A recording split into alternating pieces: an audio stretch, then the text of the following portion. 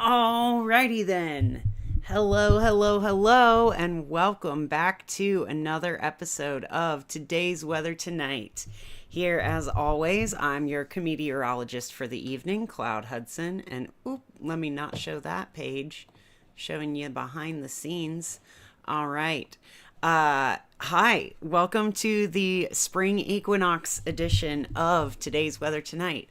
We have made it from January 1st all the way to today, which is March 19th, Tuesday, 2024. This is the spring equinox of 2024. And so, of course, this is the first day that I've actually got my stream set up how I want it. But, all things with time. We incubate these thoughts in the winter time, and then we go ahead and make them happen in springtime. So, with that said, let's go ahead and jump into today's weather. I think I'm going to start out by taking a look at our bringing up to the front. I'm still figuring out my broadcast a little bit. Still figuring out what to do. I'm still figuring out OBS, basically. So if any of y'all have tips for an OBS newbie, please leave them down in the comments below. So today, for the weather in the continental U.S., we are looking at some snowstorms up in the northeast, but not too bad. Really just looking at some lake effect snow. They are in a gale warning here in the upper peninsula of Lake Michigan. I think that's Lake Superior. They are looking at ice accretion warnings. So that really fast wind coming off of the lake is blowing some humidity really rapidly onto things where they're going to cool and get chunks of ice all built up all there. Still looking at some upper elevation precipitation as well in the Four Corners region, and really all of the Arizona, New Mexico are looking at some higher elevation snowfall and rain. We are currently looking at a elevated fire risk here in much of Kentucky. That's because we've got some really dry conditions. And actually, there are more regions than are currently shown in an elevated fire risk in the red flag warning. Let's see if I can. I think that'll show on a different weather application, so I won't pull it up right now. But we're looking at, let's see if I can get my, let's get our HER on. Okay, so this is from the HER, our high resolution rapid refresh model, and that is showing, currently we're looking at 2-meter temperature. Let's look at dew points. Or does it have humidity? No, it's not going to show my humidity. Let's just look at dew points. It's pretty cold, but our dew points are way down throughout the southern Appalachians. And that is why we're at an elevated fire risk in this area.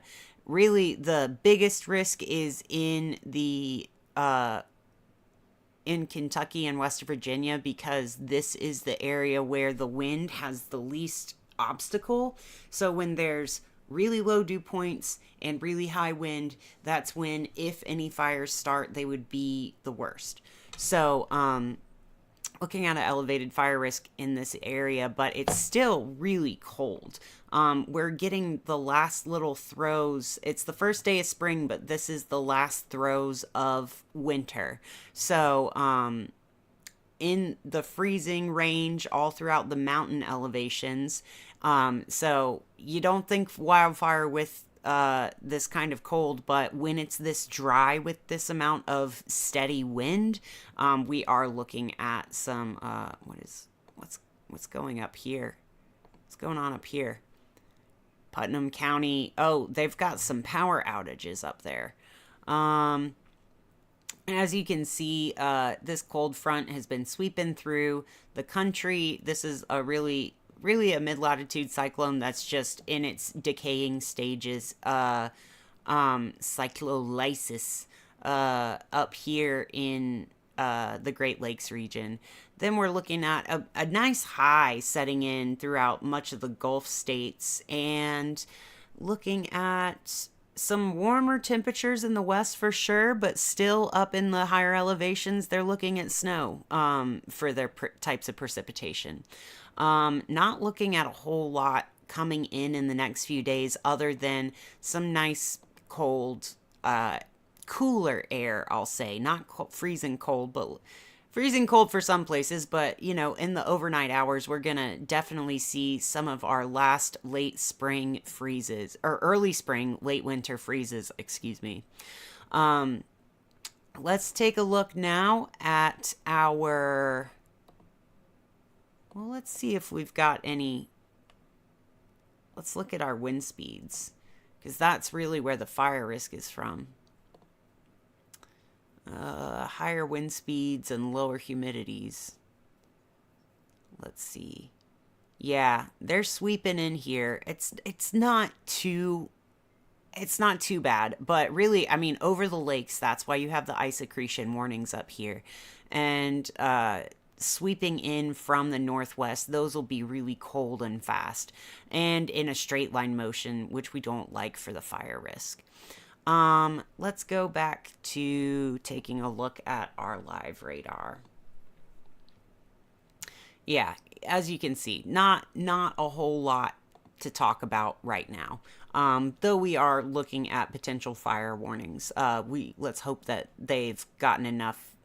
If they have fire warnings, it's because they haven't gotten enough good rain lately. Let's see. Let me get our winter weather radar going. Is that going to show us anything? This is our winter weather radar. We're looking at cold rain, freezing rain, ice accretion, and snow up in the northeast and in Arizona and New Mexico and the higher latitudes. But not really looking at a whole lot of, not even that much liquid to work with. Let's go now and see if my satellite wants to pull up. Because earlier it wasn't wanting to show me much for continental US. Do I get... No, it doesn't give me the option for... Oh, it does. Let's do... Oh, yes, here's where we go for this. Okay. Let's look at geocolor. Here we go. We can see the sunset as the sun sets across the United States. We're seeing these seeing the clouds set in for overnight conditions. Really not seeing too many clouds set in the southeast, and that's what clouds act like a nice cozy blanket overnight. Even though they keep you cool in the day, they're a good insulator. They keep you warm at night. So when there's no clouds at night, expect a cold one. Let's see. Is this going to show me my... Yeah, upper level water vapor. And you see that even at the upper levels, we're really dry there. Let's look at mid-level water vapor. Oh, looking a little bit better. Still really dry throughout much of the southeast. Lower level water vapor, again, looking really dry. So that's what we don't like to see for fires. Infrared satellite, long wave. We are looking at... This is showing you where it's the temperature of a cloud top, basically. So where this doesn't move like an air mass, that's because the ground is cold like that.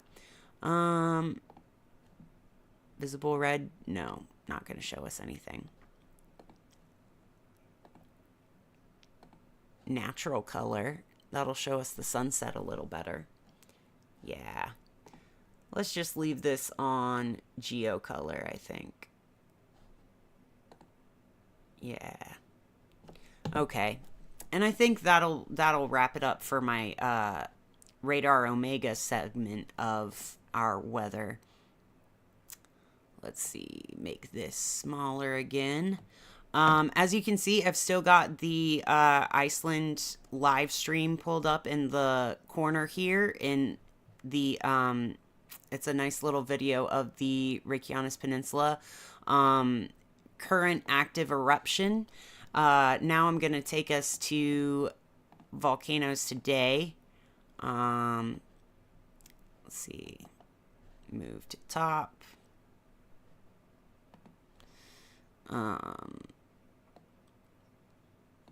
Some of these, I don't know. I'm not always sure what the best way to order these is, but we're getting there. We're getting there. Let's take a look at that now, though. We've got active volcanoes marked here in red and minor activity in orange. As you can see, Reykjanes is currently in an active eruption phase. Here's a nice picture of the spatter cones that are forming along the fissure vents. Again, this has been one of the most active, one of the most active eruptions of the 4 eruptions we've seen so far. Let's see. How do I see my chat? Tools. Help. Help. No, I don't know how to do it. Don't know how to do it. I don't know how to see my chat. So if you're chatting, sorry, I will reply on the video itself. Still a noob at this OBS thingy. Can I see how many viewers I have or anything? Manage stream. Oh. Studio mode, settings. Show chat. How to show chat?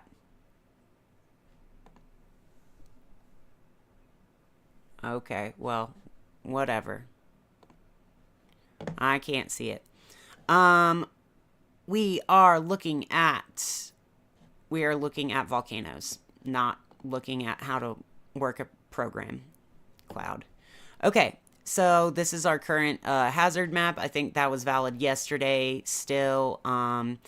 It looks like it should be slowing down soon, but it's still actively erupting. We've got nice images. Oh yeah, you can see Suunos Jima so well from that. Image of Sumeru erupting. You see the hazy, bluish, like fiery, smoky fog. That's what's not precipitation clouds. That's from the actual volcanic eruption. Merapi is also actively erupting, and here's a nice shot of that from the 16th. Crater lake temperature is being monitored right now. I think that we are looking for some more activity to happen. Suunos Jima obviously continued exploding. Ibu and Sumeru all having volcanic activity continue. The explosive eruption of the volcano in Merapi in western Sumatra continues. Near constant Vulcanian-sized explosions continue to take place from the crater vent. Gray ash plume rose and dissipated to the east. Dukono is still experiencing explosive activity, and Ruapehu in the northern island, I believe that's in New Zealand, is experiencing elevated sulfur dioxide gas emissions. Slight decrease now that the lake cools. Recent earthquakes may be associated with a deep volcanic process. But they're still not sure if this is this isn't actively exploding right now. But it's a new place to keep an eye on. Popo and Santo Aguito still having some volcanic ash emissions, as well as Sangay, Fuego, Reventador, and Sabancaya. So, as we look at our active map, we are looking at I mean, quite a bit of activity, but it could be more, you know? Let's take a look now at our earthquakes. I'm going to go resize this. I want to put this as the... Oh, I don't want a visual search. I want to click on this. And just zoom in on this so that we have this in the background. There we go. That's what our background is going to be for volcano. Currently active volcanoes. All right, let's go to Earthquake 3D. Taking a look, I should have all the feeds up here, but sometimes they like to make me refresh it. Refresh. There we go. Okay, so we can see there's been continued 4s and 5s over here at mid-level depths in, and we're, yeah, just coming from yesterday here in Japan. Oh, don't want to refresh. There we go.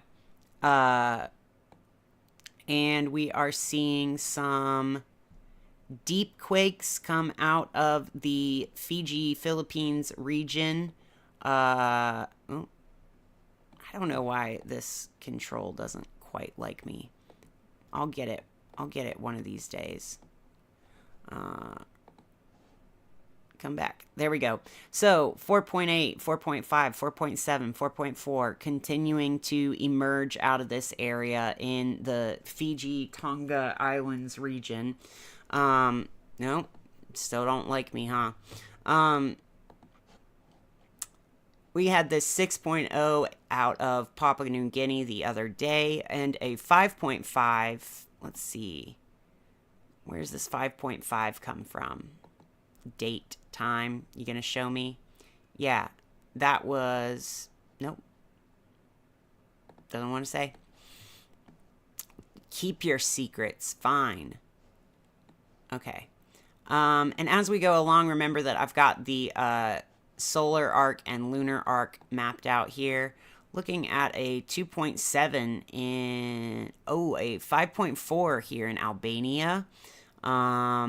Continued activity on the Mid-Atlantic Ridge and in Puerto Rico, and more deep quakes coming out of the South American continent. We're seeing a wave of 1.6s come through the continental United States here, and as well as some moderately deep quakes in Alaska as well. So overall, we are seeing what we expect to see. Earthquake wise, no shockers there. But yeah, still seeing some activity. A 3.5 here in the Midwest, and that was on, I might have too many feeds on. It might not want to be, yeah. 3.5, that was on the 15th. Let's go back to, this is more a few days past. Let's scroll back to just today. Yeah, still confined mostly to the western spheres there. I mean, if I take the quakes down a little bit, it's still gonna... I like to have them on the max that I can, but... actually pretty quiet out of South America today. And looking at just today, yeah, looking at these 4.5s between Papua New Guinea and Tonga region, I think this is the Vanuatu Islands, perhaps. Maybe I'm mistaken. Another more 4.5 and 4.7s coming out of western, out of southern Indonesia in the Banda Sea. We see a wave of 4.9s here, in the southern volcano islands chain of Japan. That 2.7 here in Poland, roughly. And a lot of small quakes all throughout the western United States and Alaska. We had even a 4.5. We had a 5.0 here in Alaska. That was on... Yeah, that was today at 17 kilometers depth. So... medium deep, mediumly shallow. I wonder if we'll see any of that momentum continue and make its way into the continental United States. You never know. As for the area of the continental United States, it's kind of hard to narrow in here on California, but that's where we're seeing most of it. California. We had this one in Utah. Let's see. Let's take these magnitudes down to just the bigger ones. Yeah, this 3.2 was today at 13 kilometers depth. And this 2.4 was up here in the northern Sierras in California. We also saw a... Oh, gosh. You're really going to do this to me? Why? Why would you think I wanted to look at it that way? Okay. 4.5 and 5.0 down here on the... Really on the border of Alaska and Canada. While there are 3.6s up here in the Anchorage region. That was also today at about 8 in the morning, and one around the 4.55 came around noon here. So, wow, we are just moving right along with this update. Y'all, I'm getting better at this. I'm not getting worse at all. No, sir. I'm not getting worse at this somehow. Not at all. Let's take a look. Keep this spinning. Yeah. Yeah, keep that spinning. Okay. We'll keep that going. And let's go back to my browser here, because we're going to look at today's... put this up here. Yeah. I'll do the browser down here, because we're going to look at today's...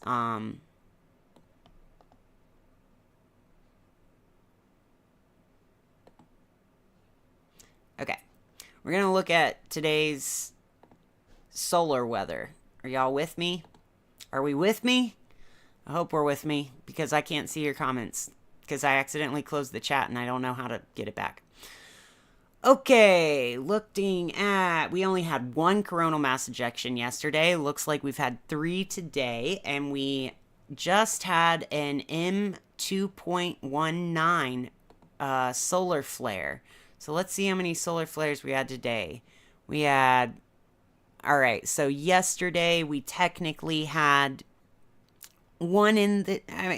technically 2, but really one very early on March 19th that I'm calling yesterday. And we just had one like right now, like right when I started the broadcast, basically.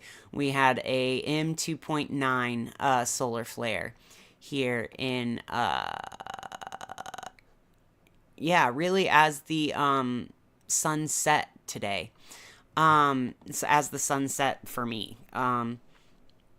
Let's take a look at what that is doing to most of our solar activity. We've got this massive coronal hole rotating into view right in front of region 3615 and region 3614, aka 3590. And both of the, okay, 3614 is now in a beta delta configuration, and 3615, excuse me, is in a beta gamma configuration. So really beautiful coronal images. I'll take a look at SOHO in a second. Let's actually do that right now. Let's look at our coronal images out of the SOHO Observatory. Beautiful. You can see some of those sparkly specks. That's radiation. That's a coronal mass ejection there. Really looking bright but calm. Just a few waves in that pool right now.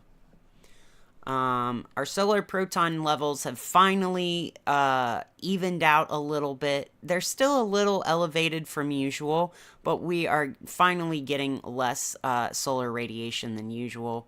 Our M2.19 flare was here right at the buzzer of being on the 19th at 23:48. Let's see. Oh, and yeah, that's where we saw this. Let's see, did we have any CMEs associated with that? No, not really. Let's take a look at what our solar imagery is for today. This is what the magnetic configuration of these look like. So this is in the beta gamma and this is in the beta delta configurations. I will do more research on what the configurations mean, but I know it has to do with the order the poles are in the sunspot regions. Let's see if we can see any. Is this going to be good for solar flares? Yeah, this is the channel we want to see the solar flares. So let's take a look and see if we can recognize any solar flares in this past 48 hours image. I mean, looking sparkly, but not really too massive.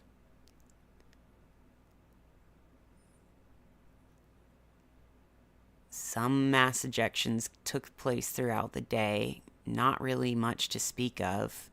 You can see the energy pulsing back and forth. There's one. All right. Let's see. Got that big hole rotating into view as well as those hot spots. Looks like it's picking up a little. Oh, there's some nice coronal precipitation. And that was it, I think. Yeah, I think right here is where we got the solar flare. Let's go back a little bit. Yeah, that little wink at the camera right here, that was the solar flare. So, fun little M-class solar flare. What's it doing up there? What's the sun doing up there? What you up to?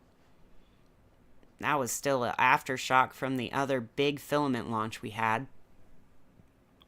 Now, as we get these rotating into view, we're going to see that flare. See the flares a little bit better on here, honestly. Let's see. And yeah, you can really see on the, when you get to the limbs, you can really see that plasma rain and plasma tornadoes. Oh, there was a mass ejection right there. But that was very not Earth directed. A slight filament launch, if you will. Okay. Let's see what that means for our auroral index right now. Looking at, you know, not that great of an aurora day, but especially because we've got such a bright moon on. And speaking of that moon, let's go ahead and look at today's astrology weather. What is our planetary weather for the day? Okay, today's planetary weather. We've still got Pluto in Aquarius starting off, making a nice,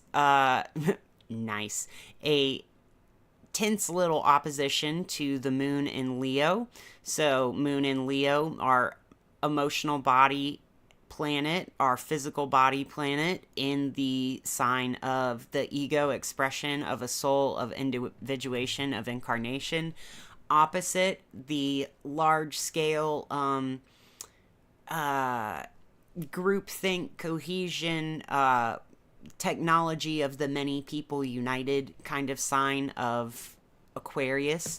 So yeah, maybe we're feeling separated from the group, from what our body needs us to do to incarnate our being.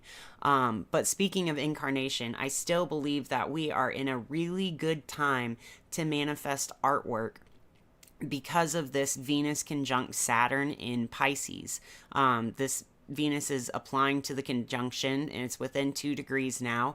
And that conjunction is happening in a sextile aspect to, well, really where Jupiter is leaving, but Jupiter is approaching Uranus and Taurus, and they're about to join. So Venus rules Taurus, so both of these planets in Taurus are being watched over very dutifully by a Venus making a strong aspect to Saturn. I feel like Saturn and Venus in Pisces are really the decider, the director, the stage manager of what's going to manifest here from the Jupiter conjunct Uranus. And all of that's to say, we just got through another stellium season. We had a Capricorn stellium during Capricorn season. We had an Aquarius stellium during Aquarius season. And now we are rounding out the end of Pisces season with a Pisces stellium. And it's looking beautiful, really. Beautiful in a way of like if you want to grow and do stuff, not beautiful if you just want to coast and do the same thing all the time. We still got Mercury absolutely booking it through Aquarius, through Aries. So if you have any kind of initiatory ideas, maybe now is the time that you plant those seeds, because our Mercury's going to be in slow-moving Taurus very soon. So let's communicate about our dreams and goals that are making themselves known through this Pisces aspect. Let's communicate about them to people on our individual aspects soon. Let's also make sure that this is Mercury conjunct Chiron, so let's make sure we're not communicating in a wounded way or out of a place of fear or reaction to previous traumas. But all of that is looking really gorgeous. I think that this is a good way to go into the eclipse season, and we are only 2 moon signs away from our full moon of this moon cycle, which will be a lunar eclipse in Libra. So just as the sun moves into Aries, there's going to be just a few days of the sun in Aries before we get a lunar eclipse. And then that will take us into the other half of this moon cycle, which is going to end in the Great American Solar Eclipse in Aries on April 8th. So everybody get ready for eclipse season. I hope that you are manifesting the artwork that you want to, and doing so as beautifully and as healthily as possible for you. Do some comfort things if you can. Do some discipline that's comforting, like maybe taking a nice bath, because usually I recommend bathing on the full moon or the new moon, but I don't want to recommend that right now because we're going to have such intense energy of Aries Libra vibes that I don't want to tell you to soak in that energy unless you are really ready to soak in. Don't skip showering, but don't try to take a bath on the full moon eclipse, because it's not exactly the energy you want to lock into your vessel. Tonight might be a nice night for a healing bath or something like that. Anyway, I've revealed far too much about my bathing habits on this stream. I'm going to close us out. I'm going to close us out by making my screen a little bit bigger and doing a card reading now. Okay. So, this will be fun. Let's clear the air a little bit. Where's my... Hello? I don't know what I've done with my smudging stick, but I guess I'll...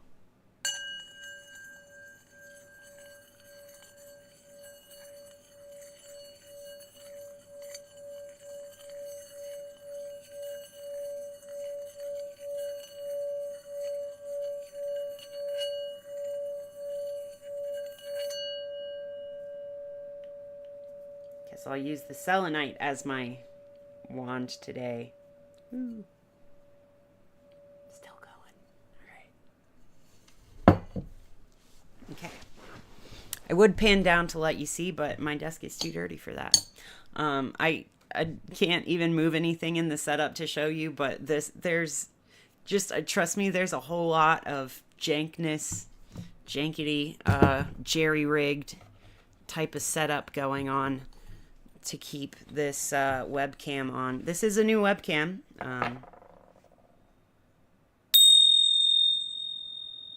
Ting.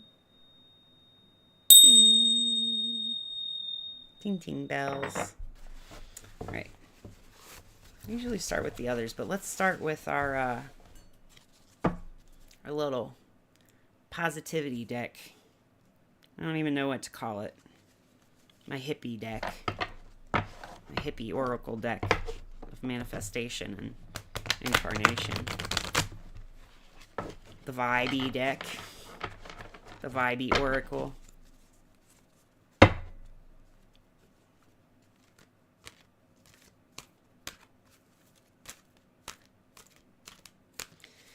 And this is to check the cosmic weather. So any cosmic messages that want to come through right now, that's what we're pulling this card for, as along with 2 other cards that we're going to pick from the other 2 decks.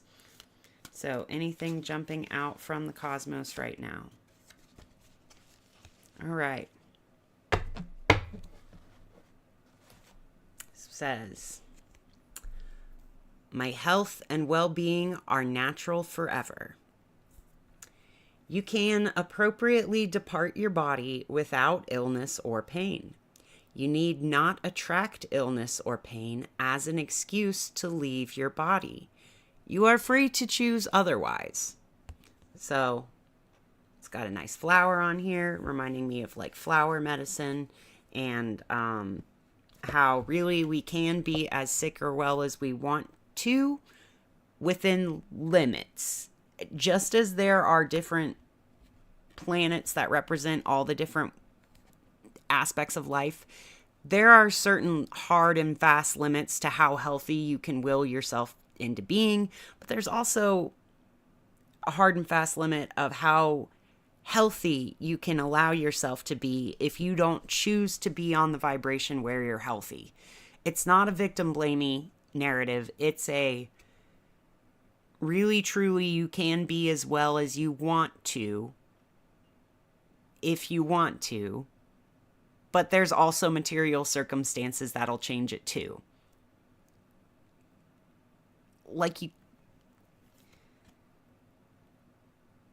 Belief is really hard to navigate when it comes to physical health, but also when it comes to spiritual health, you are going to incarnate into the level of health that you feel you deserve.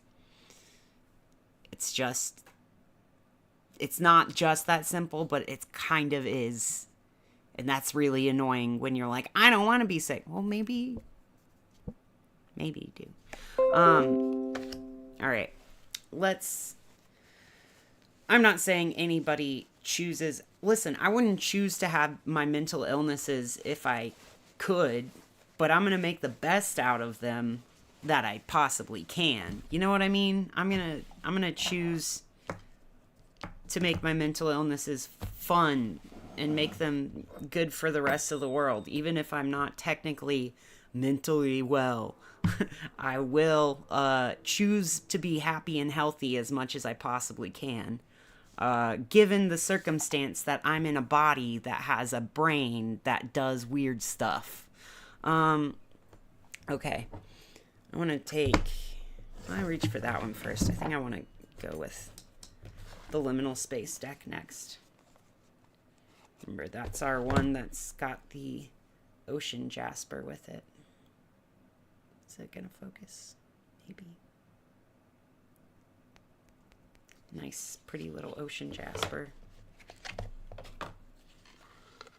And this is the one that has that great shuffling sound.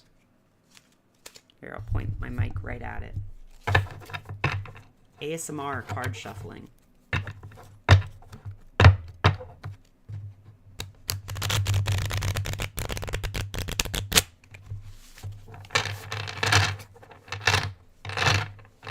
Isn't that such a good crunchy sound? Oh, I love that. Let's get another shuffle in there.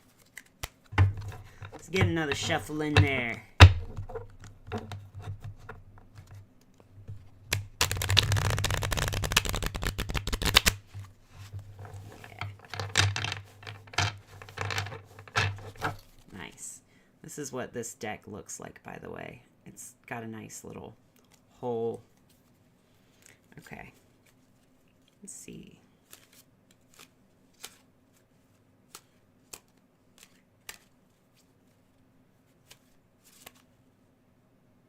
Somebody wanted to come out here. Ooh, okay. This one says invisibility mode.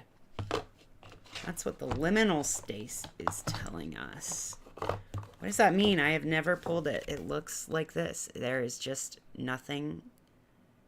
There's nothing on the card, which is kind of weird. Invisibility mode. Okay. Invisibility mode says, oh, where's my face? I'm in invisibility mode. Okay. In periods of recovery or extreme vulnerability, one may temporarily disappear as a means of self-protection. This feature allows for expedited healing as well as privacy.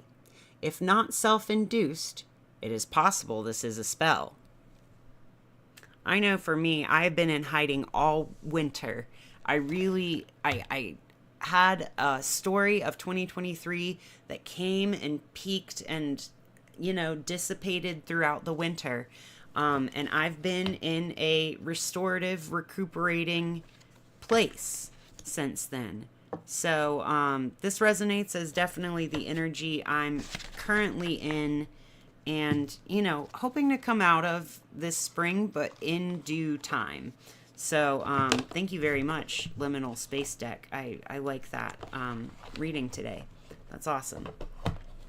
Okay.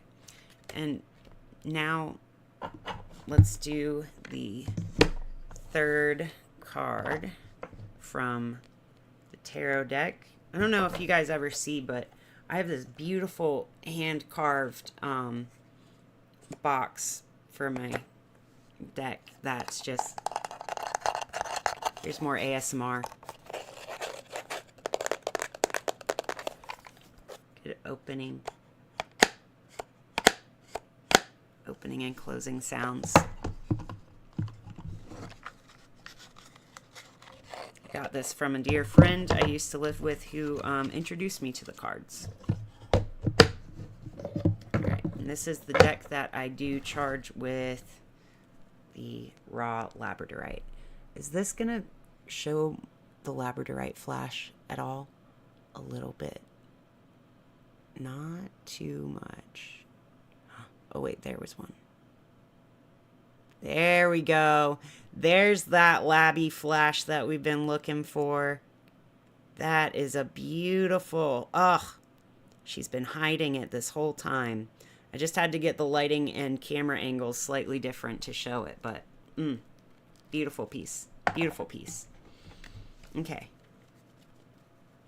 Let's see. With my well-being and health are natural forever and invisibility mode, what else is the cosmic weather giving us right now?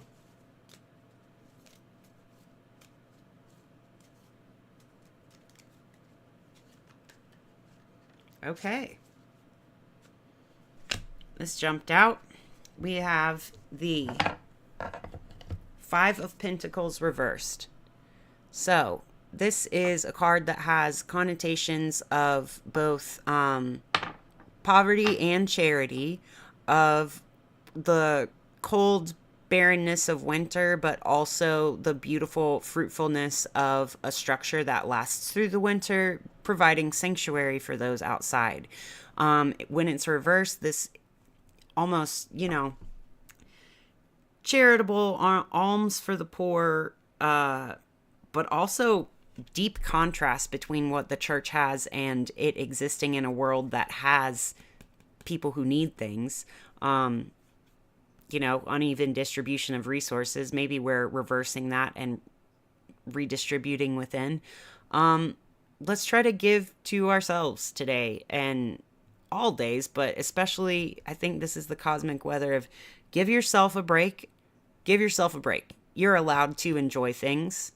You're allowed to want things. You're allowed to ask for things and need things.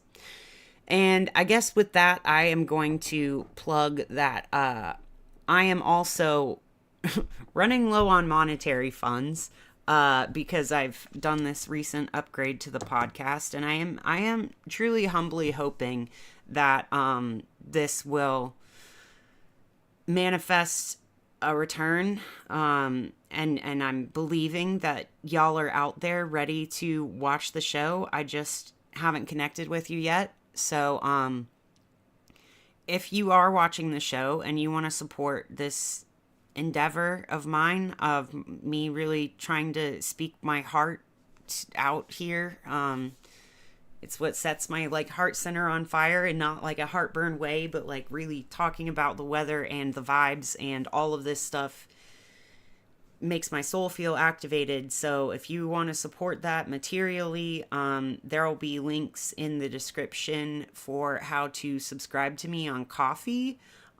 You can be a $10 a month supporter and get a free coloring book every month. I've got a different page of a coloring book released. This is the one for January, and I will show you the one for February here. This is the coloring book page you get if you subscribe to me on Ko-fi. I might switch to Patreon eventually, but right now that doesn't feel right. And I'm getting the March illustration done pretty soon. So far, no supporters there yet, but I do have supporters of the podcast. I want to thank again my parents who give me a home, and who are my mom is just one of my only viewers every day. I love you so much. Thank you. I also want to thank David for supporting me in getting a nice cable to be able to hook up my webcam, as well as getting me a ring light.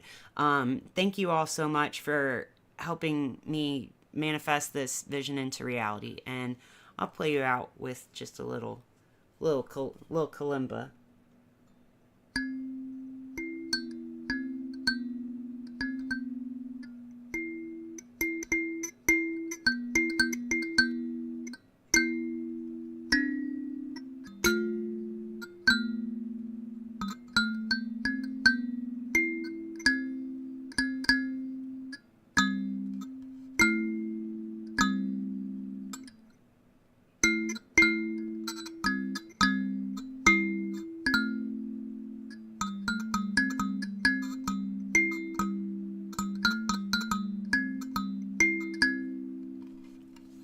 There we go.